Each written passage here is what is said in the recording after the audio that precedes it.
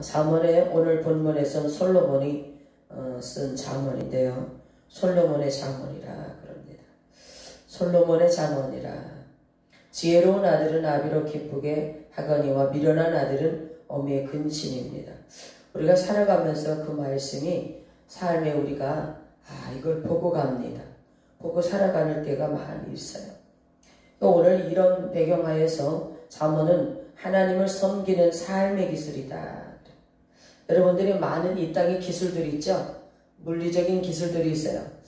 세탁업들 기술, 또 이렇게 목공 기술, 또 금을 제공 이렇게 어떻게 만드는 걸 보고 세공이라고 하나요? 기술, 어떤 그런 많은 기술들이 이 땅에 있어요. 그런데 오늘 잠언 말씀은 삶을 하나님의 뜻대로 살아가는, 하나님을 섬기는 삶의 기술이라. 하나님을 어떻게 하면 잘 섬길까? 하나님을 어떻게 하면, 하나님을 잘 섬기려면 하나님에 대해서 알아야 되잖아요. 그죠? 육신의 부모를 잘 공경하려고 그럴 때 우리 엄마가 뭘 좋아할까?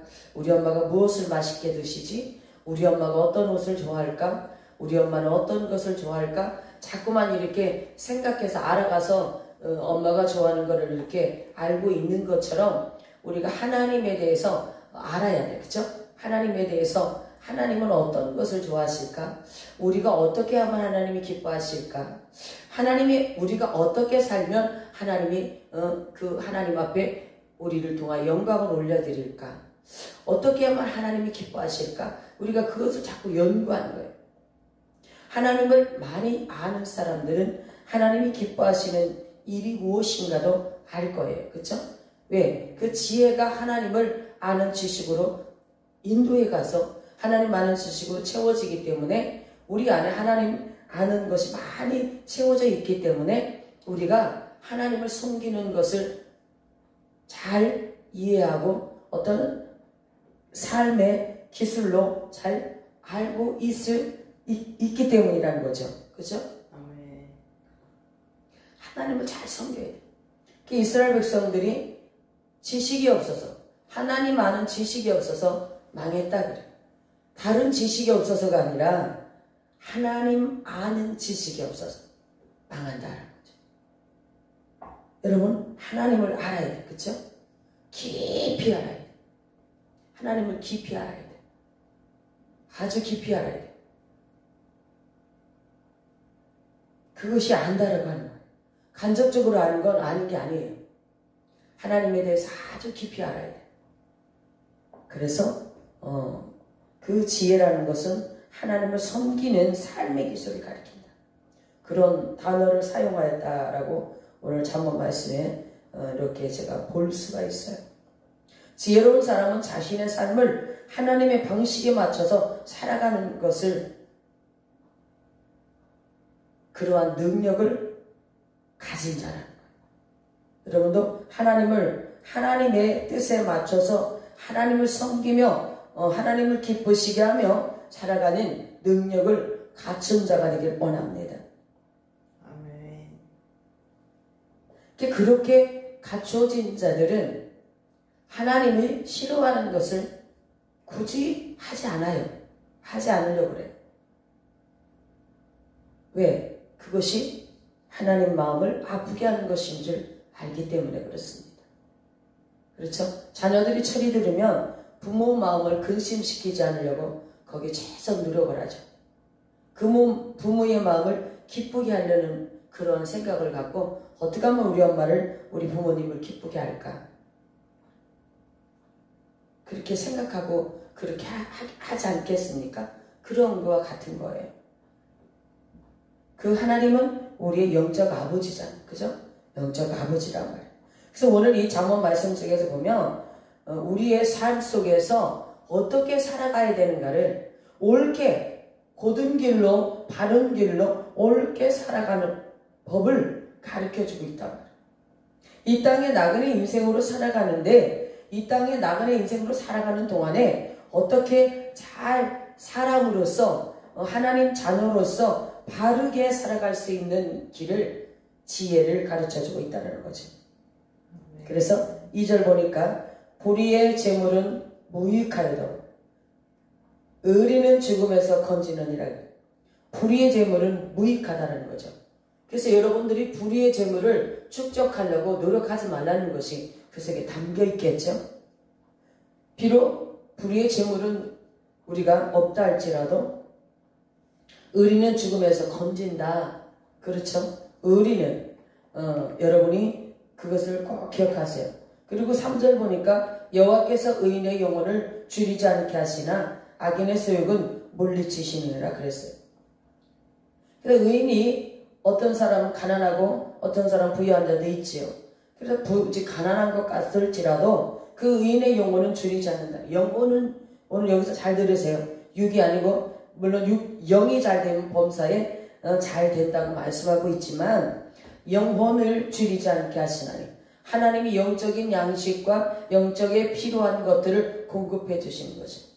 영적인 것이 채워지면 육적인 것도 하나님이 더불어서 채워질 수 있도록 삶을 유도해 나가신다는 거죠. 그렇게 일하십니다. 악인의 소욕은 어떻게? 물리치신다 그래요. 악인의 소욕은 물리치신다. 4절 보세요. 시작. 손을 게으르게 놀리는 자는 가난하게 되고 손이 부지런한 자는 부하게 되느니라. 어떤 일이 이렇게 뭘 할 일이 산더미 같이 쌓여 있습니다. 콩 한 마리를 골라야 돼. 돌을 골라야 되는데 이렇게 봅니다. 눈이 보면서 뭐라고 하냐면 저걸 언제 다 해 그래. 눈은 게을러서 이렇게 보면서 저걸 언제 다 하지 그래. 근데 손은 부지런해서 가갖고 고르고 있단 말이에요. 하다 보면 어떻게? 끝이 옵니다. 아멘. 그 눈은 게을러서 이렇게 콩을 한 마리를 저걸 언제 고르지 그래. 눈은. 근데 손은 가서 하고 있단 말이에요. 하다 보니까 어떻게? 다 골랐단 말이죠. 그 손을 그렇게 게으르게 하지 말고 손이 부지런한 자가 되라는 거죠. 그래야 오늘 5절의 시작. 여름에 거두는 자는 지혜로운 아들이나 추수 때에 자는 자는 부끄러움을 끼치는 아들이니라. 여름에 거두는 자는 지혜로운 자다. 추수해서 걷어들여서 창고에 들여야 먹을 것이 쌓아져야 그렇죠? 여러분들이 먹고 살 수 있잖아요. 그런데 여기에서 본문에서 말하는 그 아들은 추수 때에 잠자는 아들은 결국에는 어떤 아들이에요? 부끄러움을 끼치는 아들이라는 거예요.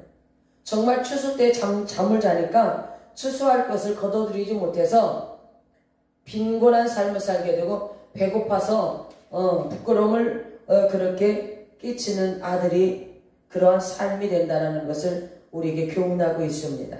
6절 봅니다. 의인의 머리에는 복이 임하거니와 악인의 입은 독을 먹습니다. 다 교훈의 말씀이 우리에게 훈계 말씀이란 말이에요.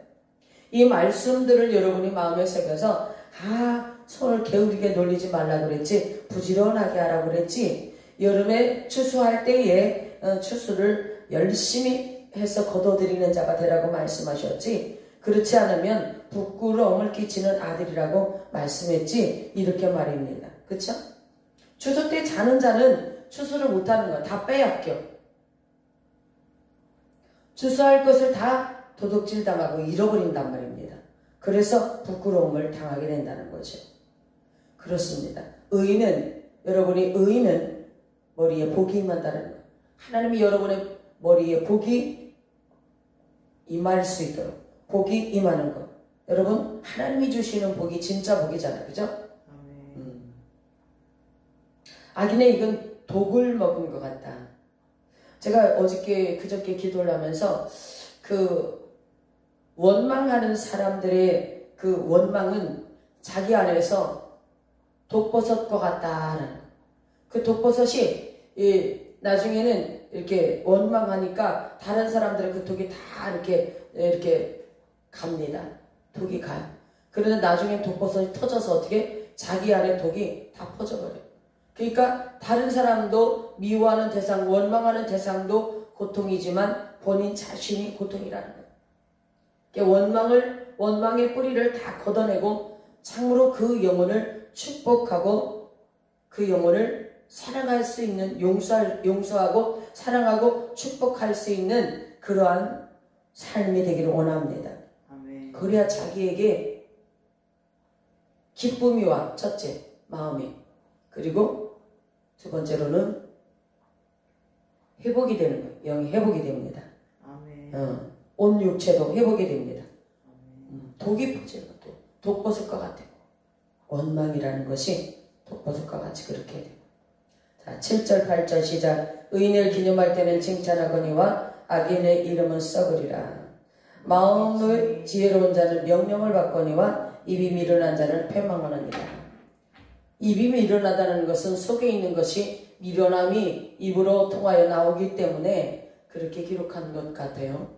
자기 마음이 미련한 것을 옳혔기 때문에 정말 미련한 자가 지혜로운 자의 명령을 받지 않는다라고 말하죠. 그래서 결국에는 패망의 길로 갈 수밖에 없다는 것을 기록하고 있고요. 자, 9절부터 시작. 바른 길로 행하는 자는 걸음이 평안하느니와 굽은 길로 행하는 자는 드러나느니라. 눈짓하는 자는 근심을 끼치고 입이 미련한 자는 패망하느니라. 의인의 입은 생명의 샘이라도 악인의 입은 독을 머금었느니라. 바른 길로 행하는 자는 걸음이 평안하죠. 그렇죠? 바른 길로 행하는 자는 걸음이 평안합니다. 지금 이 걸음은 어떤 걸음이냐? 이 가는 길은 지금 물리적인 땅을 걷는 것이 아니고 영적인 저천성 가는 길입니다. 이 땅에 나그네 인생살이를 하지만 우리는 저천성길을 가고 있단 말입니다. 아멘. 그런데 굽은 길로 행하는 자는 드러나요. 그 삶이 드러난다는 거예요. 처음에는 몰라요. 굽은 길로 가는지 몰라. 근데 가다 보니까 드러나는 거야. 아, 잘못 갔다 내가 잘못 선택했구나. 내가 잘못 왔구나 길을 알게 돼요. 그럼 어떻게 해요? 빨리 돌려야 돼요. 어떤 사람이 충청도 당진을 가야 되는데 잘못 길을 들어 부산까지 갔어요. 그럼 어떻게 해야 돼요? 되돌아와야 되잖아요. 그죠? 유턴해서 돌아서 거기서 딱 돌아서 다시 방향을 틀어야 되는 것처럼 말이에요. 잘못 간 길은 그렇단 말이죠. 유턴해서 돌아와야 돼요. 눈짓하는 자는 근심을 끼치고 입이 미련한 자는 패망하느니라. 의인의 입은 생명의 샘이라도 악인의 입은 독을 머금었느니라. 미움은 다툼을 일으켜도 사랑은 모든 허물을 가리우느니라. 아멘. 미움은 다툼을 일으켜요. 미움을 가지고 미움을 여기에 품고 있잖아요. 그럼 어디 가든가 그 대상이 있잖아요. 자기가 미워하는 대상을 만나면 여기서 좋은 게 나오질 않아요. 그 미움이 다툼을 일으키게 만들어요. 그런데 사랑은 모든 허물을 가리운다라고 말씀하고 있습니다. 여러분은 참으로 사랑으로 모든 허물을 가리우는 자가 되시기 원합니다. 명철한 자의 입술에는 지혜가 있어도 지혜 없는 자의 등은 위하여는 채찍만 있다라는 거죠. 그렇습니다. 자, 지혜로운 자는 지식을 간직하거니와 미련한 자의 입은 멸망에 가까우니라. 부자의 재물은 그의 견고한 성이요 가난한 자의 궁핍은 그의 패망이니라. 의인의 수고는 생명에 이르고 악인의 소득은 죄에 이르느니라. 혼계를 지키는 자는 생명길로 행하여도 징계를 버리는 자는 그릇가느니라 그랬습니다. 계속 혼계를 통하여 지혜를, 저번에도 그랬죠? 지혜를 얻어라. 혼계를 지키는 자, 삶에 적용하고 살아가는 자를 말합니다. 삶에 훈계의 말씀을 오늘 적용하고 살아가는 자는 생명길로 행한다라고 말하죠. 그런데 반대로 징계를 버리는 자는 그릇하느니라 그랬습니다. 오늘 이 10장 1절에서 16절까지의 17절까지의 하나님의 훈계의 말씀들을, 교훈의 말씀들을 들었으면, 깨달았으면 그걸 마음에서 간직하고 지키시기 바랍니다. 지켜야 돼. 삶에 적용하고 가야 돼. 하나님 이렇게 살라고 하셨지. 하나님 훈계의 말씀에 이렇게 나에게 살라고 하셨지. 그걸 여러분들이 마음에 새기고 그걸 적용하고 살아가다 보면 그 훈계의 말씀을 지키는 자는 생명길로 행한다라고 말씀하고 있습니다. 여러분, 훈계의 말씀을 지켜서 온전한 생명길로 행하는 여러분 되시기 바랍니다. 그래서 꼭 삶에 승리하는 자가 되시기를 바랍니다. 바랍니다. 아멘. 아멘.